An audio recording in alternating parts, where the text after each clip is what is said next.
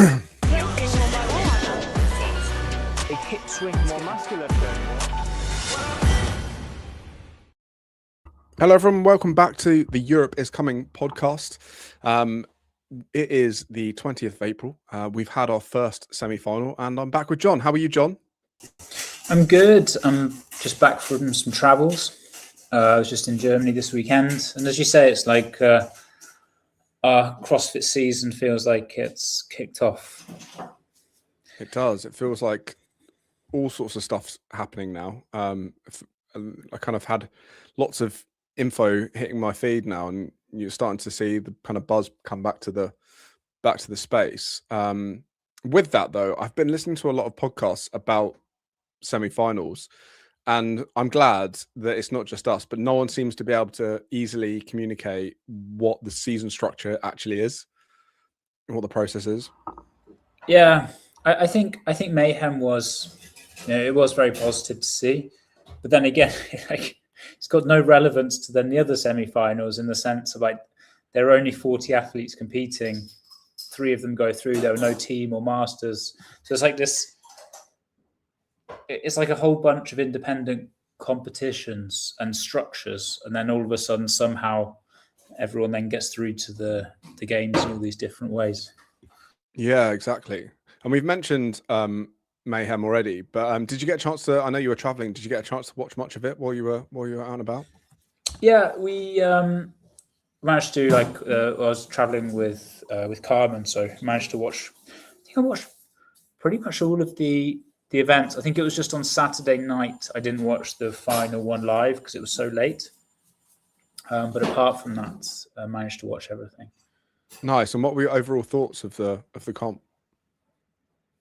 I think it was cool, like high level athletes competing for a game spot. It kind of felt a bit more OG. They're all in a gym.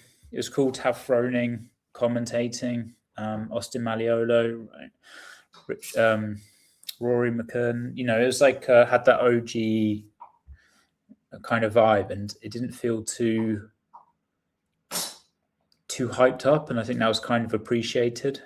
And the broadcast, I think they just had one set camera angle, if I don't remember wrong, and it was fine. You could see what was happening on the floor. It didn't need to be this kind of like big fancy broadcast. You got you saw all the lanes, saw what was going on, saw who was in the lead, and it's kind of enough. Yeah, I had a couple of thoughts kind of watching it. I managed to watch a fair bit of it. Excuse me, I've got a proper frog in my throat. Sorry, everyone. Let me clear that. Right, so my first thing was just how big is that gym to be able to fit a full-on CrossFit competition in there with a full-on CrossFit competition rig? I was just like, that gym is enormous. And then the second thing was the broadcast, actually. Like you say, I think they might have had like maybe a secondary cutaway camera, but it wasn't. But they also had the live scoring on there as well, so they kind of had updating scoring. It was great to hear Rich and Austin on the broadcast. I thought it was really entertaining. I mean, they maybe said some stuff that you wouldn't normally hear on like traditional broadcasts, but it was fun. And then even the 5K run, which was the first event, I thought the coverage of that, even though it was kind of like we'll record it and then send it out afterwards, I thought that was really well done, and you kind of saw a lot of what was going on. My only sort of critique of that was not having the live scoring somewhere on that, but I think it's probably because it was a really quick turnaround. It was very hard to do. But like at one point when they were doing the burpees over the log, I'm like, how many burpees is this? Who's ahead? Like completely lost what was going on at that point. But yeah, I thought it was really, I thought it was fun, and it kind of gave me the old CrossFit feels a little bit from watching it. It was kind of, I enjoyed it. I thought it was a good comp. Excuse me. Yeah, I imagine it'll probably resonate in that way. Like the OGs appreciated it, seeing like that OG feel. Yeah, I think it was a good one to kick off the season. Yeah, absolutely. So I thought we'd have a little look at the leaderboard first off. And actually, maybe we should have a quick look at some of the workouts and get your thoughts on some of the workouts first, and then go to the leaderboard. So, event one, I already kind of said it was a 5K, which they said was actually probably slightly longer than 5K. It was kind of up the hills around where where Froning lives, and Froning Senior live, and you then had kind of this slight deviation into a field where they had these wooden kind of logs set up, and there was some burping over the logs, which is quite cool. What were your initial thoughts on the slightly over 5 chucked in? So we, ironically, I think an hour before that everyone knew it was going to be this like log burpees, our workout released from Madrid, which has like burpees over the log. So it was this weird coincidence where I don't know, in the history of CrossFit, it's maybe come up like a couple of times, this burpee over the log. There was once at the games they did at the ranch, which is a bit where we were getting some inspiration and got some inspiration for that. So it's pretty funny to see, like, they had 50, we have 75 in the first workout. But I'm a fan of starting a competition in this way, like a bit of a longer workout, a group mass start. So it's like the field's not being divided already. You just kind of throw everyone in on the same start line, 3, 2, 1, go, and it sets the pace of the competition. And as we've had many conversations about, I think that going longer is an important skill in CrossFit. So I think the fact that it was a little bit longer than 5K was a good thing. Like, you don't stay, I think what they were taking like 30, just over 30 minutes or so. And I think that starting to push towards that, even 40 minutes, an hour, I think is a really important fitness skill that we don't see get tested as much in CrossFit. So I think it's good to see longer events out there. Yeah, and the times you mentioned that, like, there were some really fast times considering they had a lot of burpees over that log to do in the middle. I was, Haley Adams won that for the women, and I forget who won it on the guys' side, but it was really impressive times. So some quick athletes. Yeah, and the elevation as well. It looked steep. I mean, I don't know the exact elevation, but it definitely looked like they were running uphill. Yeah, 100%. Was it Emily Haley Adams, Emily Rolfe came second? Yeah, I need to double check on the guys as well. Yeah, sorry guys, I can't remember exactly the placement. But like, as a slight sidetrack, actually, I had this discussion with some brands recently. This is the fascinating thing about CrossFit, is it's like a completely equal sport to watch both males and females, and this is like a perfect example where we know exactly on the female side, but don't have a clue of the guy side. And I think it's actually very rare that you get sports outside of training where there's not a difference between males and females in terms of excitement of following along. It's just, it often happens to be who's in the field maybe creates more excitement than anything else. And this is kind of a perfect example. Definitely. And just checking, Jeffrey Adler came first on the run. Austin Hatfield came second. And I do remember it now. They had it was a bit of tussling between them. And it kind of started on that first workout. But I actually, just thinking about that, I felt, and again, could be just me, and I'd like to get your thoughts on this. I felt like the women's field was deeper for this competition than the men's. Like, there were some top guys in there, the top heat, but I felt like the women's field had probably more memorable or notable names in it than possibly the guys. But again, that could just be me watching. Yeah, you're right. I think that I agree with you. And I think that there's been the seasons have just been a bit strange since after 24, where you've had like division of some athletes not competing, some competing. And I think it's affected maybe the way that we've seen some of these top athletes. Like, it's like, where does Laura fit into this female field, or some of the guys who chose not to do the game season for a period? And maybe that's one of the reasons why you've not been able to follow the leaderboard and who's doing well as easily. Yeah, absolutely. So coming on to event 2, which was pretty gnarly, to be honest. It on paper, it kind of looks simple, but it's 15, 12, 9 clean and jerks. It's an 8-minute time cap. And the weight are in pounds here, but it was 185 and 125, which I always mess these conversions up, but it looked like around 60 for the ladies and slightly around kind of like 80 odd for the guys.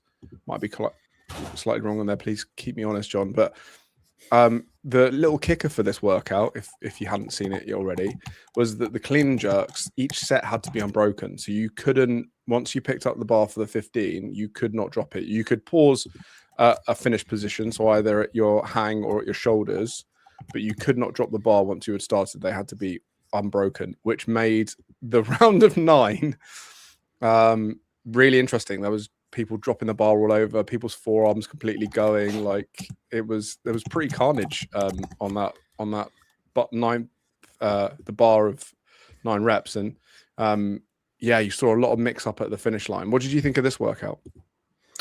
I think it was fun. In regards to your conversion question, 83.9 and 56.6. Okay. Which, after all these years of having to convert these weights into pounds, I am extremely, I think, now worried about my ability to do the simple math. I mean, the amount of times that I've heard 185 and still have to do the calculation in my head is there. But I'm glad it's not just me then. Yeah, but I was in the ballpark at least. I was in the ballpark. Yeah. It's fun. Like, I think, like, when the athletes have to do a certain rep scheme, it's like a fun way to play about with at competition.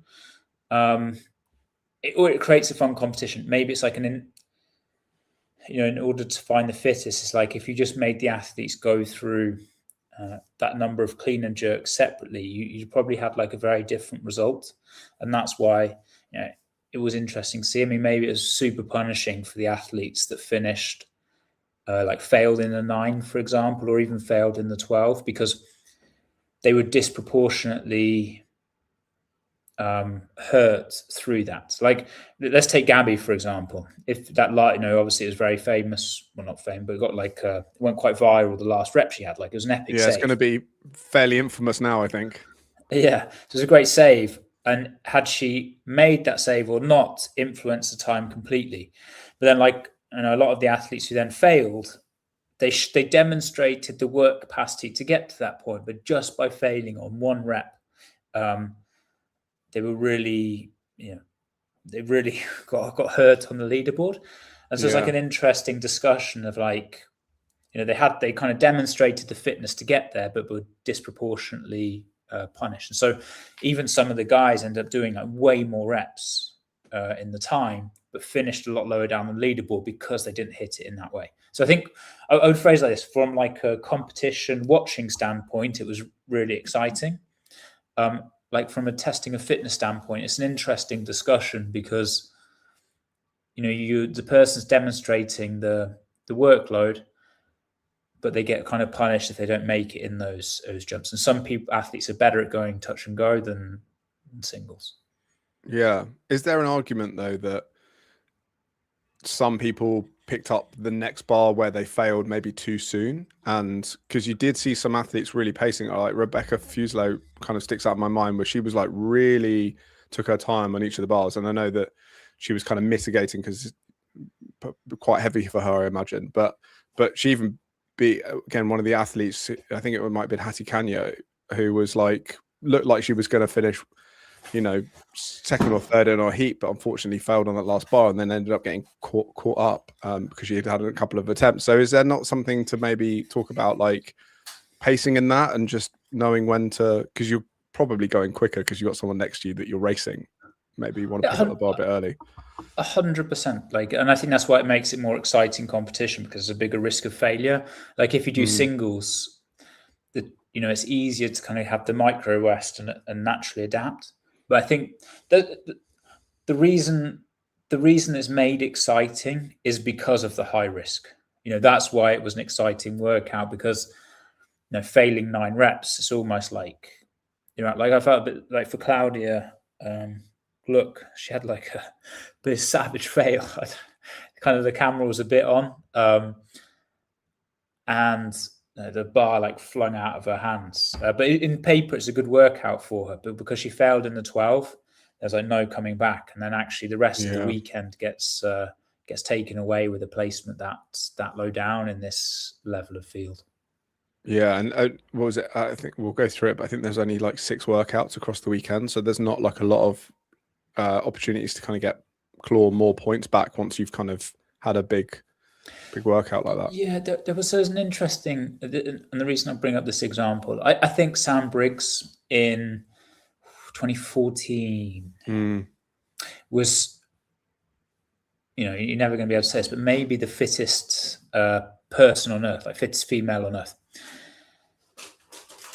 And there's some technical things in this, but CrossFit used to have a scoring system that was like very linear progress. So it's like, 100 points, 99 points, but it went up like 1 point for winning, 2 points for second.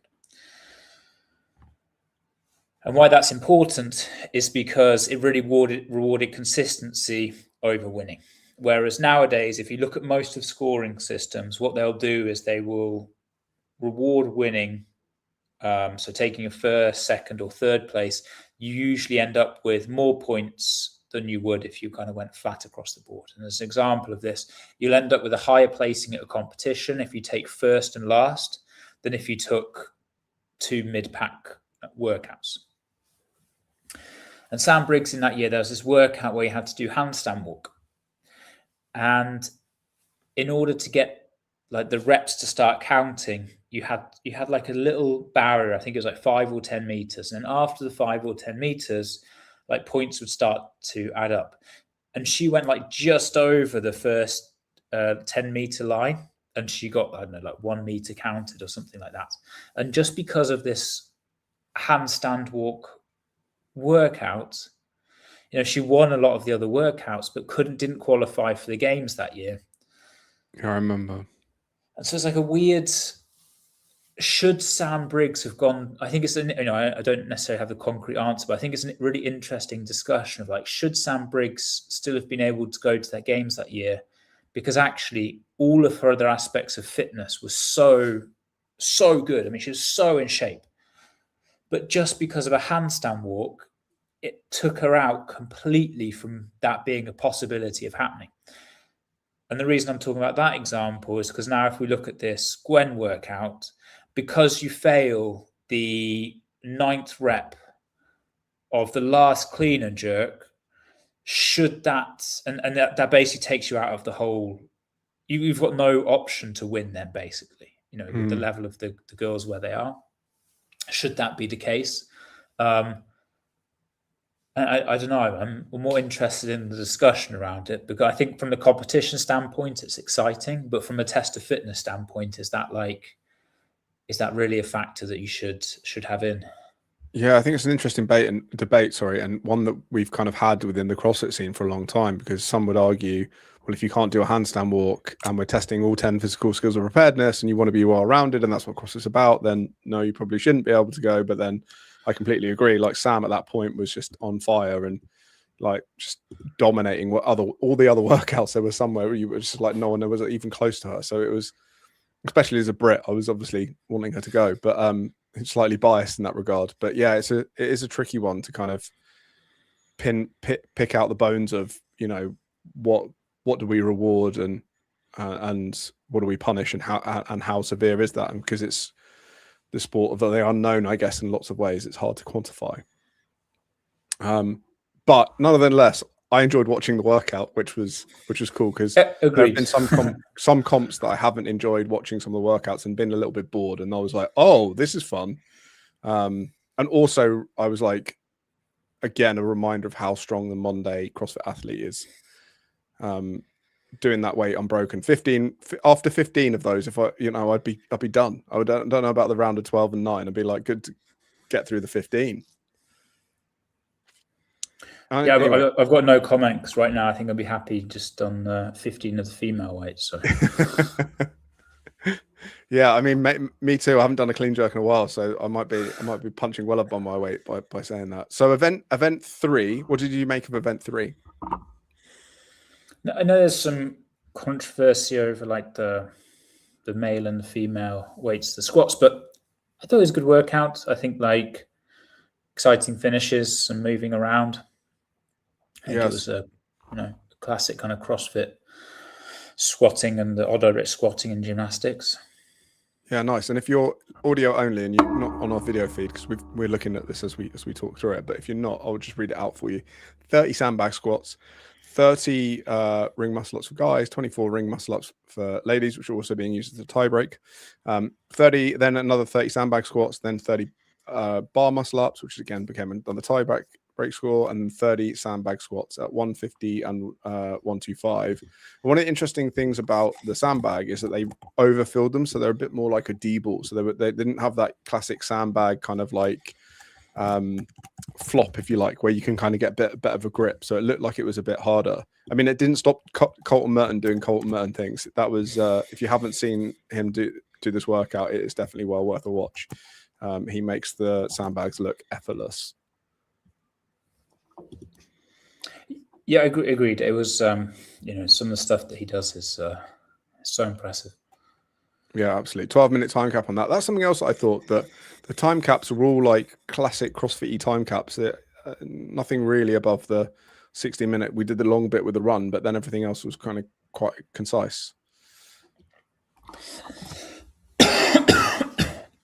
Then we move into event 4, which was 3-3-3-4 AMRAP. So you basically had rounds, 3-minute round, 3-minute round, 3-minute round, 4-minute round, AMRAP of 25 calories on the Echo Ski. It's the first time I've seen that in competition, I think, for the guys, 20 for the ladies, and then 25 GHDs, and then max toaster bar in the remaining time. And the goal here was to get to 100 reps. So you kind of had the first 3-minute AMRAP to accumulate as many toaster bars as you could, then the second, then the third, and then the fourth.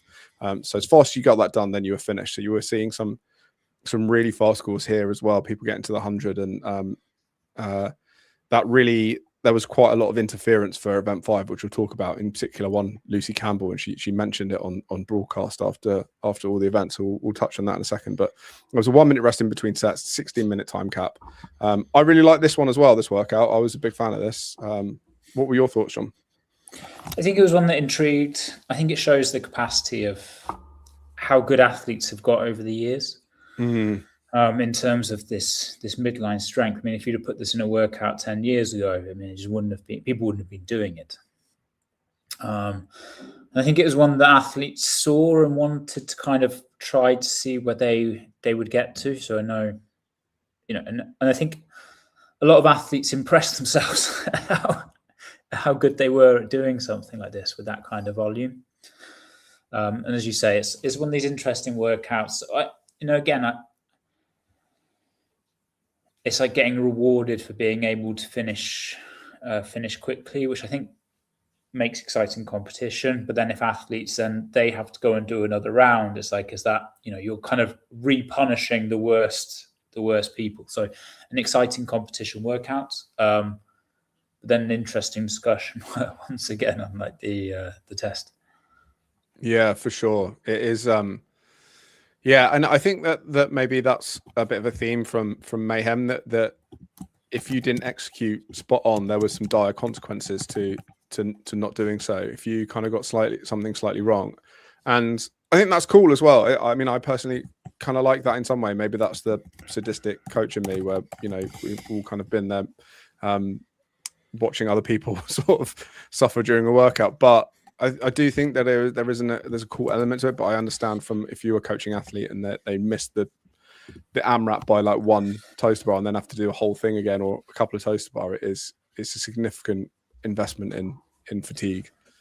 Yeah, and I also agree. I think it's really exciting watching like the ability to execute, because that's really what it is. As you said, it's like the knowing your body so well that how do you pace through 9 clean and jerks at the end, or how do you not go out so hot that you start to lose time that you burn these AMRAPs? And I think it's a really exciting component of fitness. I think one of the biggest things this weekend was a lot about movement efficiency. Like the guys, you need to move very well through this to get a good score. We saw that on the same on the sandbag. I actually think movement efficiency was heavily tested this weekend. Movement efficiency and ability to execute would probably be like the kind of the summaries of what the top athletes needed in order to go through. Yeah, and looking at Well, it's interesting listening to Austin and Rich on the broadcast, because I feel like from two people in the CrossFit sphere, that's like two of their MOs as well. Like Austin obviously being well entrenched in CrossFit and the methodology and level and the seminar staff and virtuosity and all of that stuff being high on the agenda. I think it's probably quite a cool expression of that. Certainly to like who can, I think they said it on the broadcast as well, do the common uncommonly well. And it's stuff like that that I do miss a little bit in the CrossFit narrative. And I think that also pays into like for the OGs kind of feeling like this was really heartland CrossFit comp. Yeah, and I think this is, jumping the gun, but one of the reasons why Victor did so well. Mm. And interestingly, I'm going to put like a little theory in that's not been proved, but also that the two younger female athletes did so well because they've both grown up in the sport since very young ages, and a lot of the older athletes didn't necessarily start that young in CrossFit because it's a new sport. So these things factor in. And so they seem to be better at moving. They just adapt to things. You see that with the hands, like people just walking over the obstacle now, because for the younger athletes, they've seen it since, I think it's like 2016 regionals or something. So it's like been 10 years, which for some of them is like half their life that they've had this, watch this implement being used. And so just pick up things that are, you just get these kind of non-tangibles that factor into your learning development when you're so young. Yeah, absolutely. I think you're bang on with that.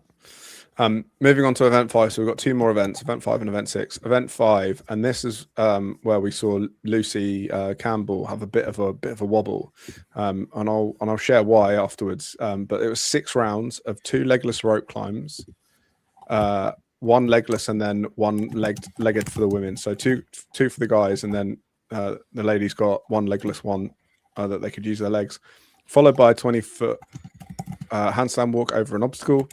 And then 4 front squats at 275 and 185. So again, some tasty barbell weights, and then a 25-foot handstand walk over the obstacle, back to then start their next legless rope climbs. 14-minute time cap on this, which I thought was going to be tighter than it was, but pros just kind of doing pros things. And yeah, after all of the midline in the previous workout with all of the toaster bar and all of the all of the hinging with the ski erg and the GHDs, Lucy shared in her interview after the competition that it really wrecked her for the rope climbs, because she was saying her midline just was not allowing her to use her legs on the rope climb. So it seemed to have a bit of an effect and cause some people maybe to be a bit slower on event 5, but an interesting workout nonetheless.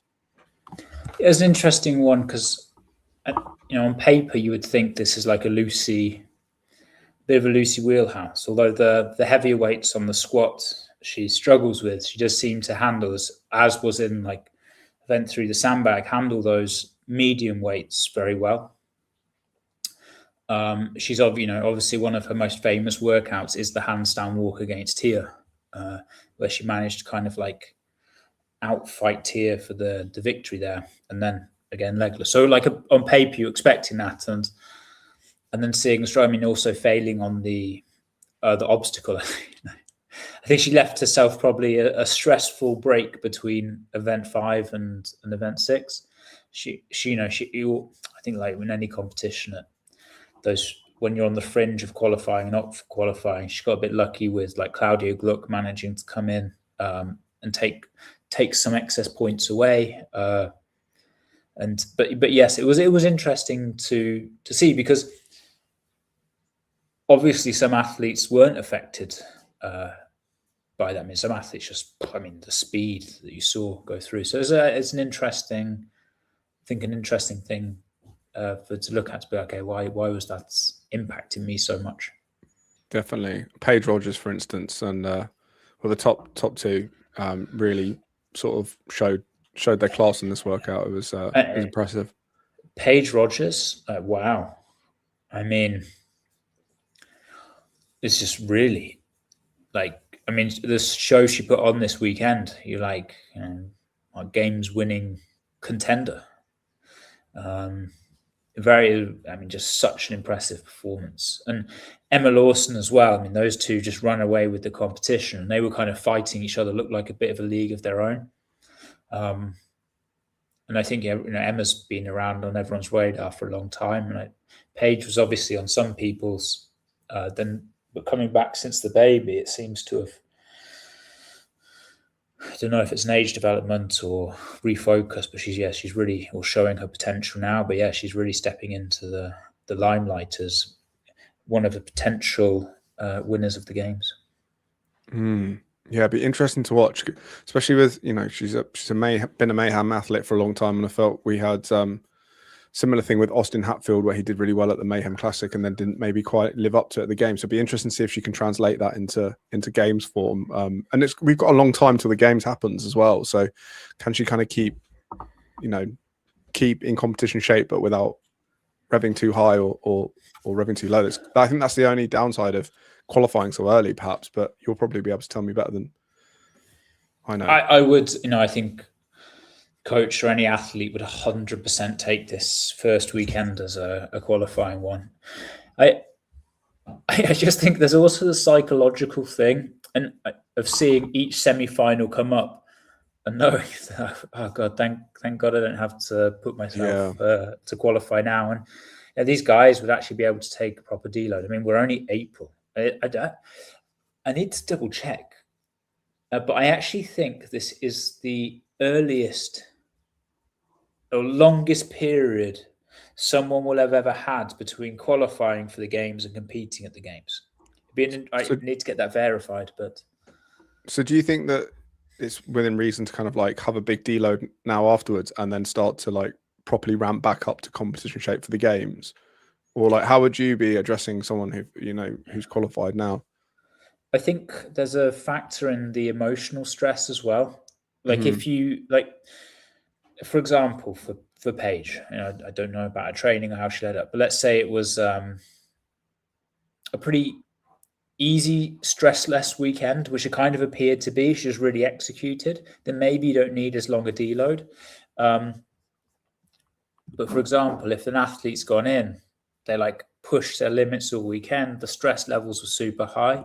That's when I think it's important to maybe take a bit more time away and a bit of a stress away. Like the mental stress and mental component, I think it's not just the physical, and it's really important to give yourself time away from that. Okay. So this final event. Sorry, on the same coming back, but so that's one of the troubles in European semi-finals. Again, we're like on a throwback show, but back in the day, European regionals were just stacked and so hard to get through, especially on the female side. And obviously, I was working with Sarah back then, and qualifying female Europe, it was almost like you qualified then, you were going to do well at games because you knew that level was so high. And so you had to prepare for it kind of like the games. It wasn't just you were going to get, it was your only way through. It wasn't like you could, and I think that's maybe a slightly different thing. All of these athletes were like, well, if I don't qualify now, there's 10 other chances and a online thing at the end. So, whereas if that was your only shot, I think that everyone would have prepared for it differently. The stress levels would have been higher, and therefore the deload would have needed to be longer. And so this was always the trouble we had. If your semi-final or regional back in the day was the last one, and it was your only opportunity, then but that was a very precious time after to have it longer. Whereas I would, reflecting on that point, I do think it's a lot less stressful just being like, well, I can pick any semi-final I want and go to that one. It's like it takes away the stress. Definitely, and which is actually an argument for this format from the athlete's perspective. I think it's interesting because there's been some talk recently just because some athletes have been pulling out of other semi-finals, and some of the stuff I heard online was that they understand why the format is the way it is, but also actually if you're a fan and you were really looking forward to going to a semi-final to see an athlete compete, and now they've decided that they're not going to go, is it okay that we can just have athletes kind of pulling out of competitions last minute and all this kind of stuff? So there's been a bit of a debate online on which is the best format kind of resurfacing again recently, which is interesting. Yeah, and I also think an interesting thing is, like we seem to be said for this pressure that makes it really interesting and intriguing to watch because, as we mentioned with Sam Briggs, one mess up on one handstand walk, all of a sudden not the game. So there's like this, when the punishment's high, it makes it a lot more exciting to watch. Yeah. High stakes create those environments and those moments, right? Whereas, that is probably the downside of the current format is that there aren't really any super high stakes at the moment. So it's kind of entertaining, but you're like, well, like you said, a lot of the athletes that did make it were like, well, okay, now the question is, where are we going to see them next? Because they're going to be like now looking to see what's their next best available option to go. So it's interesting. Speaking of events, the last one, event 6, 30 dumbbell bench. Now we're talking 200 double unders, 100-foot dumbbell farmer's lunge with the dumbbells that you used for the bench. And there was a 4-minute time cap on this. And Rich and Austin were getting very nervous because the first heats for this, no one finished. And it was only sort of like the top 5 or 6 on both sides of the house that really sort of managed to get through this well. And this is where Lucy kind of came shot out of a cannon and kind of punched their ticket to the games, which was super exciting to watch. And it was just a real bounce back after event 5. Yeah, I think in points wise, she had to beat Abby, and Domit and Gabby. They were like the ones who were just close behind her, and they were chasing her down. Yeah, they were chasing her down. So it was a great execution, and I'm sure she slept a lot happier on Sunday night, knowing that she had the ticket. I bet. And kind of back to the theme of what we were saying about the competition, it was again really exciting watch. Like on the guys' side, Jeffrey Adler was kind of on the bubble of making it, and ended up winning the event on the guys' side as well. Very similar thing to Lucy, actually, similar execution, and he was kind of getting chased down by a couple of guys as well. So it was really exciting on both sides, and a nice way to finish the event, I thought. Yeah, and I think this comes down to, obviously for everyday person, these are super heavy weights and hard things to do. But at this level, really, it was just movement efficiency and execution. Like, who can get through those 30 dumbbells as quick as possible, who can keep the double unders as efficient as possible, and then it's just holding on to the end. I mean, sub 4 minutes, they most likely going to be feeling it after rather than during, especially with those changes of movement. Yeah, absolutely. So to have a look at the leaderboards, just pulled those up. We'll look at the guys first because we've been kind of talking about the women a bit more. But you already mentioned his name, Victor Hoffer. He came in first. He won overall. And do you think this is a bit of a kind of because I know Victor's been around for a little while now, but do you think this is a bit of a statement for him? This is his kind of like coming out party, if you like, for his into more mainstream notoriety and possibly pushing for other podiums? I mean, I hope so. He's, it's important for Europe to have these young talents coming through. And he obviously burst onto the scene. I believe he had these semi-final wins. Then I think his year at the games, he then didn't compete because he was injured and stepped off. So he had a quick rise to fame, and then it's been a bit of a gap. And hopefully it'll be another rise back. European males doing well against American fields is really important. And Krennikov, we used to call him European, but now we've lost him to the Americans. So he gets crossed off our European list. Yeah, for sure. But he came in second and he did really well. It was cool to see him there with his son on the podium and settled into Cookeville fully now. And that was cool to see. And he had a great weekend, to be fair, especially on the ski erg workout. I mean, he absolutely destroyed that workout. Came off the ski erg well ahead of everyone else and then just managed to hold onto the toaster bar. It was also really close tie break because they both had a first, a second, and a third. But then on the last one, Victor finished third, so he had 2/3 which then so you went. I don't think I've seen the tiebreak at this level go all this way. You know, had to take so many workouts into factor as well. So it was a really close finish. And, you know, by a matter of milliseconds. Yeah. It was really good. Actually, on the same points, 5-2-5. So as John said, it went all the way down to the wire, and there was also lots of delays to scoring updates because there seemed to be some contested scores throughout the weekend, which I didn't really get to the root of what was happening there. But it does seem that there was some stuff. So maybe post we'll hear a bit about like people disputing scores or something to that effect. Yeah, and I think you can see, like, if you look at Austin Hatfield, who missed his ticket, you know, the one where it's like getting 13th in event 2, and basically that's because if you just go to next events, he's taken a second. He did take an eighth, second, fourth. So, you know, would it have been possible without that 8th? You know, let's take the 8th to a second. I don't think he'd have even made it then. So it's like just one event where he finished 13th out of 20 because of a failed. It's like a really punishing. Yeah, it was really close between him and Jeffrey Adler if it wasn't for that 13th. Yeah. And Jeffrey squeezed into 3rd position. Well, I say squeezed in. He was 5 points behind the other 2. I think he was a bit frustrated with maybe his own execution for the 8th, which kind of meant that he probably didn't win the event because I think he was, you know, there was an opportunity for him to win. If it wasn't he fell off the speed a bit actually on that. He again, maybe like you say, maybe Lucy's. Obviously didn't affect all athletes in the same way. Like Austin Hatfield came out super hot in that workout. Victor came out, obviously a great workout, Victor, but they didn't. Maybe for Jeffrey, he felt the same thing as Lucy on that midline. Yeah, quite possibly. And then Colton in 5th, Saxon Panchik in 6th. And then we get into some of the sort of newer athletes on the scene or other athletes that have kind of been in and around sort of the game scene for a little while. But I feel like for me, it's the top 6 are kind of like the really well-established names in the sport that most people will be familiar with on the guy side. Yeah.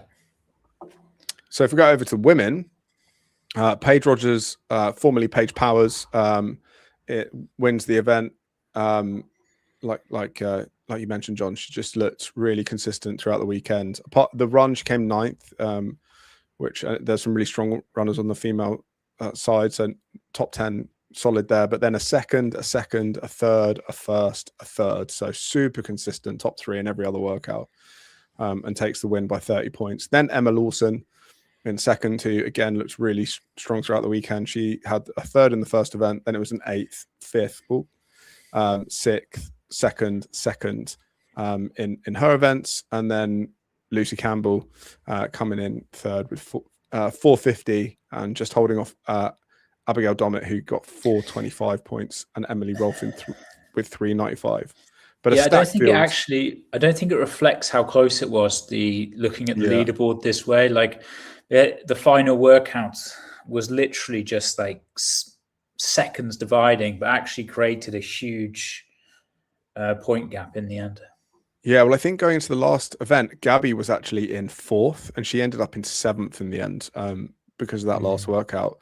And I'll just reel off some of the names in the top 10, top 15 of the women. So Paige Rogers wins, Emma Lawson in 2nd, Lucy Campbell in 3rd, Abigail Dommett in 4th, Emily Rolfe in 5th, Olivia Kerstetter in 6th, Gabby Magala in 7th, Claudia Gluck in 8th, Lucy McGonigal, who's a new one to the scene, in 9th, Rebecca Fuselier in 10th, Cara Milligan, who did she win quarterfinals in the end? She won quarterfinals, yeah. She came in 11th, and Hayley Adam in 12th. So I feel like on the ladies' side, the top 10 was really some strong a strong level. But it was good to see Gabby back competing. I don't know, she looked good throughout the weekend, but I don't know if maybe that was just a sign of having some time off, obviously with 2 injuries back to back, kind of not being in regular competing season. Maybe that she just needs a bit longer before she's at her top level again. Yeah, I mean, I would think that she's happy, like just having done a semi-final. It's like kind of a step in the right direction, and I think it'd be very unusual if she doesn't take one of the tickets, considering how many are left. Yeah. Yeah, it'd be good to see her at the games again. And I know for her, like you say, I'm sure she's just thrilled to be back competing again after having such a long layoff. Yeah, I think the female games this year is going to be more exciting than the guys. Like it's, you take Tia out, you take Laura out, Yeah. and you just end up with this. Yeah, it's really hard to predict. Yeah, absolutely. And there's just so many women who have, when Tia and Laura haven't been competing, that are all sort of duking it out, and you kind of never know who's going to be on top. It is really exciting, really interesting. And I enjoyed watching the guys this weekend, but the women's competition just felt like it was like where the drama was this weekend. Speaking of other semi-finals, we've got another one next weekend, which is the Legends Championship in Del Mar, California. We get 2 men and 2 women qualify out of this competition. And then we also get a load of masters. So we're going to get 3 men, 3 women from the 35 to 39 and 40 to 44. And then 2 men, 2 women from the 45 to 49 and 50 to 54. And then 1 man, 1 woman from the 55 plus division. So we're going to get 2 indies and then a load of masters as well. So if you're interested in those divisions, definitely the weekend for you. I think I heard someone pulled out of this last minute. I think it was it Justin Medeiros or someone decided that they weren't going to compete. So I'm not quite sure on the confirmed field for this, but the only thing, unfortunately, I saw about Legends, one of the things was they're really struggling to get signups for this backfill, and it's like a really, they had 4, I think in total, like 400 athlete spots, and they'd only filled 100, which is super sad to see. Like, it's Del Mar, one of the old school hubs of CrossFit. Like, it was booming. That California regional back in the day was iconic. And you would kind of think it's like hard to be able to go compete there. But do you think anyone from this weekend will just? I mean, I can't imagine it, but do you think anyone from this weekend will be like, "Screw it, I'm going to go put my hat in the ring"? I maybe if they see, I don't know if the workouts have been released, but maybe it's not that far away, So if like you're in California, that you're close, maybe it's worth a shot. And then the following weekend, we've got 3 more. So Copa in John's favorite, Brazil, always repping the outside of Europe. John regularly repping the South American audience.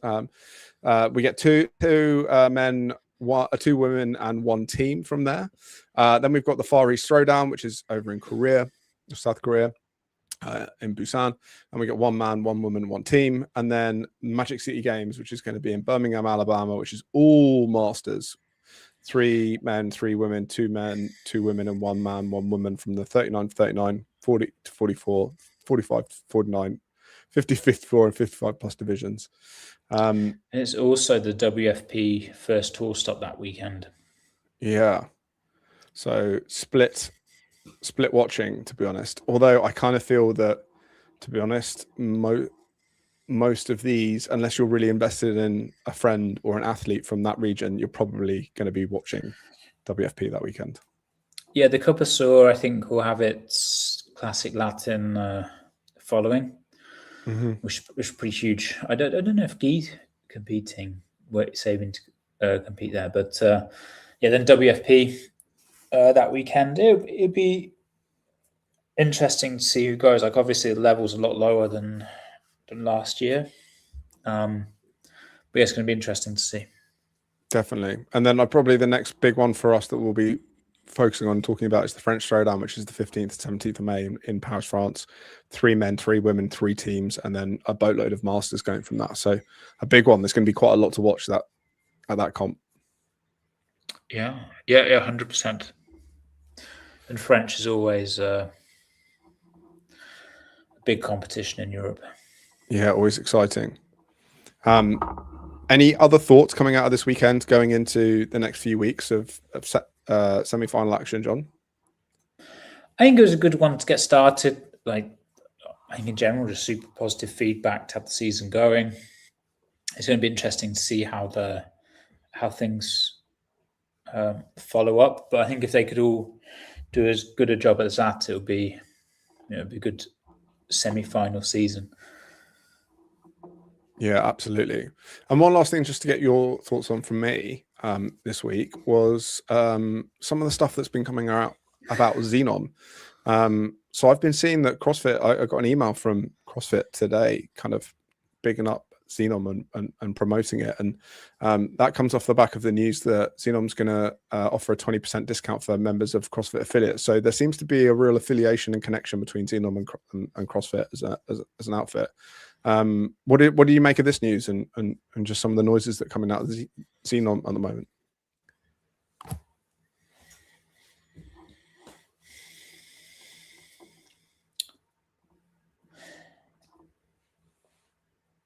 It's a good question. I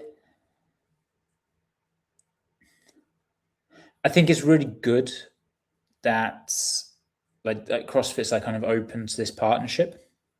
And it probably means the sensible thing. Like if you should as a CrossFit get a discount for Xenon if they're so closely associated. So I think like the whole direction of this is really good and really positive, and it honestly is what should be happening. Like CrossFit partnering up with people and doing these competitions. I'm just really interested to see, as we mentioned a couple of times, like is this the format? Kind of the contra argument to some of the thoughts we've had is like, well, when Ironman first came out, everyone was like, whoa, that's way too much and that's crazy, and it's like obviously exploded. So it's kind of hoping it's so weird one. I like hoping I'm wrong in this scenario, because I think if this takes off, it'd be really positive for the space because of the affiliation with CrossFit. Like CrossFit affiliated with this, Rogue are affiliated with this, so you just by proxy, you've already got like big buy-in from a lot of the community. And I'm interested to see like first event June, second event August. Can they get the like 2,000 people to go to these events? Yeah. What are your thoughts? Well, yeah, I kind of the same, to be honest, bud. Like I've seen, we've mentioned that the pricing is really premium for this level of competition. And which is going to be interesting to see how that plays out in the community. I know we've obviously talked about how we feel that live competition, things like High Rocks, are on the rise. And obviously we had Mark on the other week talking to us from an ethics perspective, which was, again, super cool to talk to him and get his perspective, and really interesting hearing what they're doing. So it feels like this is the best time to be if you are trying to launch competition, but at the same time, there are some real unknowns in this. We've got a set format of CrossFit for once. They're actually partnering CrossFit, which doesn't happen all that often. So there's some really interesting dynamics to this, which I don't really, I can't say I have an opinion either way at the moment. I'm just really intrigued to see, like you said, does it take off? Do people really enjoy the format? Is pricing at the right level? And how do they do? Because they could potentially have a really big effect on the competitive landscape of not just functional fitness, but maybe even CrossFit themselves. Yeah, I still can't help but think, like, how popular would it be if CrossFit came out and did this like 90-minute event? Just getting the community together, doing something that's achievable by all. There's something still so strong about the CrossFit brand, and I think we've noticed this in media over the years, that when CrossFit did media and it was like this central hub, it was really easy to follow what was going on, etc., etc. And then during the time, when CrossFit deleted its Instagram, and then all of a sudden, like, you had to follow these different accounts to kind of find out what's happening. That's where like Morning Chalk Up blew up and all those other things. And it just really would help if it came from the central hub of CrossFit. And like the ethics thing, I think, is a really good concept. And like actually it's founded on CrossFit. Why would they not partner with Athics or partner with whoever it may be in order, and as we heard from Mark, they're like super into CrossFit. And on it, the Hyrox guys were super into CrossFit. Like if you listen to their first interviews as well. And there was a time when probably that could have happened. Obviously the like levels of the dynamic have completely shifted. But back in the day, I'm pretty sure there was a big opportunity to be able to do something together. Yeah, I mean, it'd be interesting to see. I mean, maybe there is still is. It's one thing that we can always predict that things are going to change and evolve, and new things will come in. Do you think could you see like a CrossFit Hyrox collab? I suppose it'd just be. I suppose the perspective is from CrossFit's perspective, they kind of had the, a bit more of the upper hand in the negotiations at the before Hyrox became so popular, whereas now it's the other way around. Now it seems that, and what's the benefit now for Hyrox to partner? Like they're just doing so well, like so many participants. I think they've got more affiliates than CrossFit now. They're looking to enter. They've got like an official sport. They're looking to enter the Olympics. I mean, yeah. They've just got so much momentum and doing things so right. It's like, I imagine, quite a complex and possibly messy partnership now. I don't know. Yeah, definitely. I mean, the fitness space of sport, these sports, these kind of fitness racing or functional fitness events, however we label them, because they're owned by companies and brands, it is kind of weird. But the model I was thinking of is like take something like the X Games, which took all of these fringe kind of like in extreme sports in air quotes, but basically took all the things that I was into as a kid, like skateboarding, like inline skating, BMXing, all this kind of stuff, snowboarding, everything, and just chucked it into one event and kind of launched it. And it was really cool because it was like, didn't really matter which area you're in. And then you ended up watching all of it, and then you end up getting into all of it. I think I probably was into skateboarding first, and then because of that, I was like, right, well, I love Matt Hoffman and I love Dave Mirra, right? I'm getting a BMX, and I got into that, and then like the next thing and the next thing. And I kind of almost feel like a bit of the same with fitness as a sport. It would be cool if we had one kind of thing, and you see it a bit with Rogue, where it's like, oh, you like lifting stuff, you're a CrossFitter, here's some strong man, strong woman. Oh, you're into lifting stuff, strong man, strong woman, here's some CrossFit, and there's some cross-pollination. And I feel like where we've had events, certainly in the UK, I've been to like competitions where you've had stuff at FitFest, which has had a CrossFit comp, but then it's also had all these different events, bodybuilding, strongman, strongwoman, parkour, all this kind of stuff. Like we've got this sandbox of all this human movement. Why is it we're not like actually trying to help each other kind of grow within the larger sandbox? It all feels like we're not rivals, but sort of semi-competing a little bit against one another. It's a similar conversation with our head coach, Chris. We did like a race last week or a couple of weeks ago. And it's basically one of these fake Hyroxes. I mean, we can describe it however we want. In essence, it's a fake Hyrox. You've got stations and running in more or less like an hour time to make. And one of the thoughts that I had was, I wonder if it becomes a bit like the UFC, where Hyrox is the UFC. As this like the ultimate league where every racer wants to get to, then actually what they managed to do is incorporate all of these similar races as like, I don't know, getting points or whatever it may be. Because the one thing that is just, I just find it crazy. I don't know if it's just because of Spain or even just Mallorca, but the amount of these fake Hyroxes that are not only like there's so many of them, but they're also full. In essence, you're combining like running and some kind of station, and someone makes a slight variation. Like, oh, you can have a option without running or whatever it may be. But this may be an interesting what Hyrox does with these associated events. Like, do they partner in some way? Is there like, can you become like like this, like kind of a, I don't know, some kind of segue? Is it like a risky because it dilutes the brand? It's like an interest. But there are of the fake Hyroxes. I mean, there's probably like 10x And so if 1.5 million people are doing an official High Rocks this year, it's got to be well over 10 million. And I would even say more and more with all these ones going on that competing in some form of fitness event now. Do you think? Wow. It just reminds me a bit of Apple with AirPods, and everyone's kind of making their own version of AirPods. That's what it reminded me of just when you were talking then. Like everyone doing their fake version of AirPods. It's like the same with High Rocks and their kind of fitness racing. Yes, I was thinking about that the other day. It's interesting that like when we were a bit younger, like counterfeit was like a big thing, like go buy counterfeit DVDs or counterfeit Nikes or whatever it may be. But it seems like that world has they've managed to control that world a lot more. You don't see the same level, or at least I'm not necessarily exposed to it in the same way. So I think there's more of a status to having the real thing now, so people tend to just find it, and it's probably become a bit more accessible as well to get AirPods isn't the highest stretch, but I know what you mean.